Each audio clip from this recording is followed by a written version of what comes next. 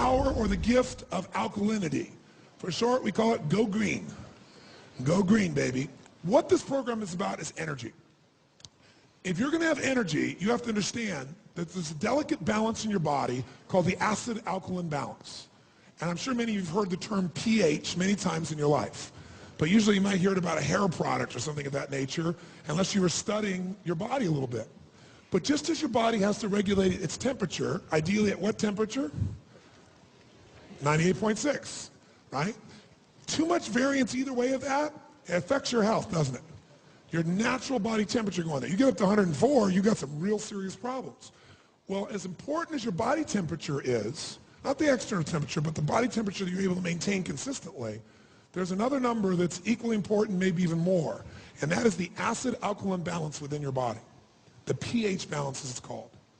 And there's a scale that measures how acidic to how alkaline any substance or environment is. And that scale's right here in front of you, and you can see that scale goes basically from 0, which is burning holes through something, to 14, which is very alkaline. 7 is neutral. Now, all the different parts of your body have a different need for acid or alkalinity, but the vast majority, and the most important one, the blood, has to be slightly alkaline. Slightly alkaline. Now, that alkalinity is 7.36, and much variance from that, and you got some challenges in your blood. Now, you can measure that directly with tests, but you can also measure your urine, or you can also measure your saliva. They're not as totally accurate as the blood is, but they're things you can easily do. Once you start seeing your pattern, you're going to know what's going on. And if you're in a position where your blood or your urine, saliva is the least accurate, is moving you into the acid stage, you know that your body is starting to break down.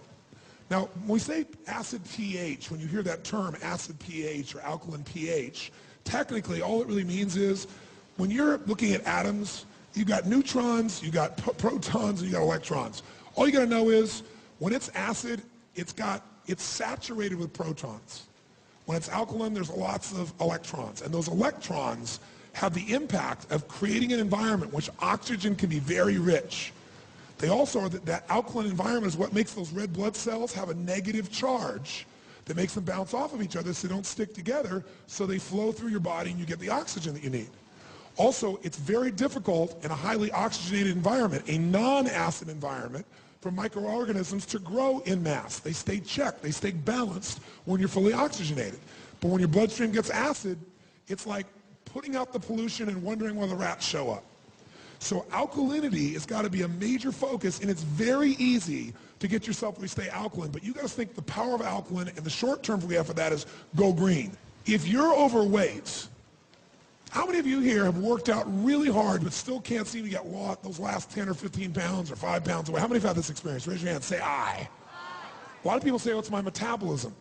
Well, that would be true to some extent, but a lot of people work out like crazy. They still don't seem to be getting the result. When your body is extremely acidic, you don't get as much oxygen. When you don't get as much oxygen, everything slows down, including the metabolism, even though you're working out.